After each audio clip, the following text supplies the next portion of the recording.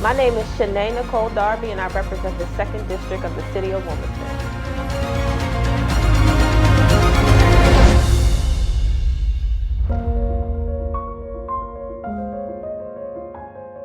I've been on council for 2 terms, so I'm going into year 5. So I lived in this, I was actually born and raised here, but I lived in 2, maybe 3 other places in between time. So after I was born, my mom and dad, my dad joined the military, and we ended up living in Germany for a few years. And then we came back for kindergarten, and we lived in Oklahoma. And then after Oklahoma, we came back to Delaware, and when I was like in 1st grade. And then for college, I lived in Philadelphia. So outside of that, I'm a Wilmingtonian. Like most of my childhood or years that I can remember were in the city of Wilmington. Yeah, this is considered home for me. Wilmington is a place where like most of my family lives. So on my mom's side of the family, they moved from Jamaica. So I'm actually the first, on that side of the family, the first one to be born in the United States. So for me, I always feel like I had the best of both worlds of like, for me, like the Caribbean and African American culture kind of intertwined. So I was able to experience both of that growing up in the city of Wilmington. And then I think I grew up in one of the best eras before social media or the internet became really a big thing. So we played outside. Like outside was like, we was outside, like playing, riding bikes. There was no cell phone. Your parents just come home before the street lights are on. Like they weren't looking for us. We were just outside playing. Don't come in smelling like outside, drinking from the water holes. Like that's what I remember as a kid growing up in Wilmington. And I went most of my younger years, I actually went to Christ Our King. So I lived on 27th and Creston. So we used to walk to school. So, and a lot of the kids, the neighborhood kids who went to that school, we would walk together. There was a park down the street. We had so much, I just remember having so much fun and like really like playing outside. And then I went to Mount Pleasant High School for high school. I wanted to go to Howard University in DC. I always wanted to live in DC, be in DC, and go to a HBCU. But I went to Temple, the next best thing, okay? So shout out to Temple University, the next best thing, and did their media program there and got my degree in mass communications. I am a Wilmingtonian. I love being from Wilmington. I love the rich history.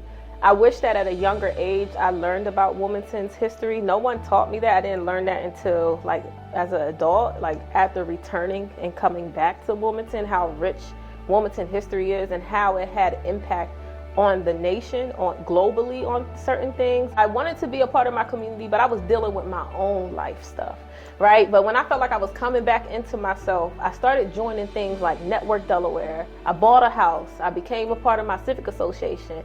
I used to think only homeowners went to civic associations. I don't know why I thought that, but I didn't think it was a renters thing. I don't know why. And so this really led to like why I ran too. So I started being involved in the community. So Network Delaware, I started taking like how to run for office. I started goal setting and doing vision boarding, like different things that kind of like really focus on me and what I wanted to do next and like getting back into the community, getting back into like the things that I love. What I realized is that all of our acts, anything we were looking for, I had to go to an elected official. I couldn't even tell you what district I lived in. Honestly, like I knew nothing about politics before I ran for office. Like I knew about the president. I understood there was 3 branches. I understood the very basics of it. I didn't even know the importance of school board elections. Like no one teaches you how important local elections are. So as I started to learn like who was who and that there's state and there's local and there's school board, there's city council, county council, state, like all of these things, I was like, so how do you get access to money?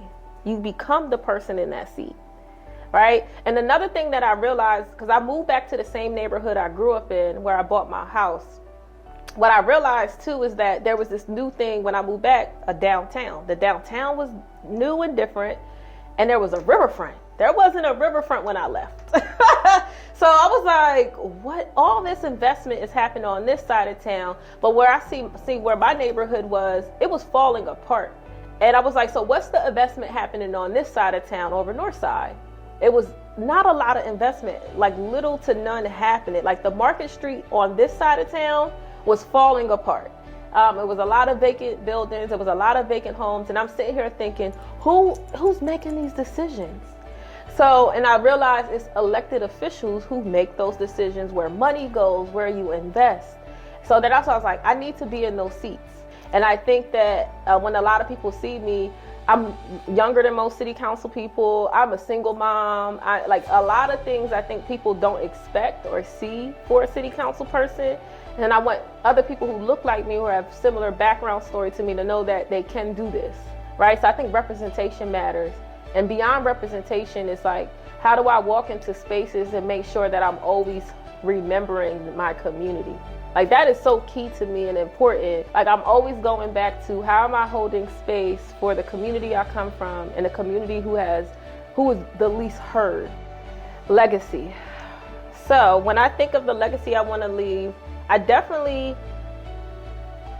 I think of legacy, it's like I'm thinking of people that I don't even know yet and how they're going to view me, right? And I really want them to know, like we all have earth dues, as I call it. I say that to my kids all the time. We have earth dues. You're on this earth, you're a human, you have dues to pay for being on this earth. You have to give back to it. So I want people to know that I did my earth dues. Like, I made my contribution, even how big or small it may be, on this local level that I am, because I don't ever want to be president or anything like that. But on my local level I'm able to give back to my community in a very genuine, authentic way of just being myself, right? Because I think of the community, but I also want to say, like, authentically, I am me. And like, for a long time, it took a long time for me to get to that space. And I know sometimes that makes other people uncomfortable. Some people don't like that, but I am like 100% okay with me inside today. And there were other times where I couldn't say that, right? And I'm okay with navigating in that. So when I think about legacy, I want them to be like, she operated in her 100% self, and she thought about her community, and she paid her earth dues. That's what I'm trying to do. So my district is mostly residential, right? We don't have a lot of commercial or stores. So recently we have 2 cafes. So over the last 2 years, we got Scouts Cafe, which is closer to like Boehner Boulevard area. And that has been a pillar in the community. Like, cafes people understand how important like cafes are, or restaurants in communities. They bring people together and give people a space outside of their house to interact with other community members, right? So we have Scouts, and then right down the street, I'm probably gonna butcher the name, but it's 3rd and French, Trésor Cafe is also down the street, and that's like another cafe in my district that I think is like those are 2 hidden gems that people are not aware of, that you should come to my district and visit. Another important like historical marker in my district is Bob Marley's house. So a lot of times, like you want to talk about like global like impact, Bob Marley lived here, and he was able to see like what was happening to the community he lived in. And he talked in his songs a lot about injustices.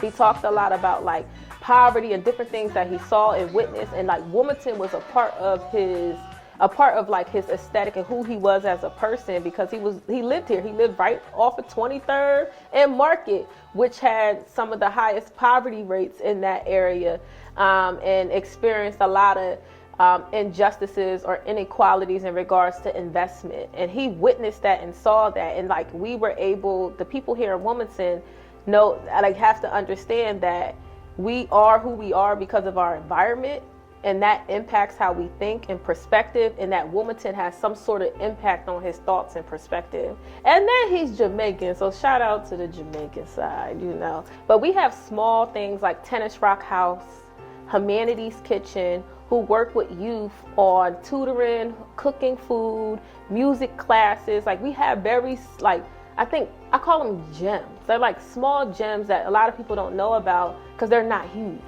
But they're like, Tennis Rock House is like in a little cute house. And then you have Humanities Kitchen that's in this building off in the cut, right? So those are like some top things in my district that stands out for me. Wilmington has a rich Black artist like community here. and it just doesn't get talked about. Like we have Maya Bellardo. She is a great jazz singer, like from the city of Wilmington. Her vocals, I don't know anyone who can touch it, right? We have some great hip hop artists. We have some great poets here. Like we have an artists who like draw and do graphic arts. Like we have a great artist community here that doesn't get a lot of attention. But we also know that Clifford Brown, you know, he's from east side of Wilmington, and he made global impact on jazz, right? So we have a lot of hidden talent here that just doesn't have the support. So that's what I would say about Wilmington. Like that's very special about it now.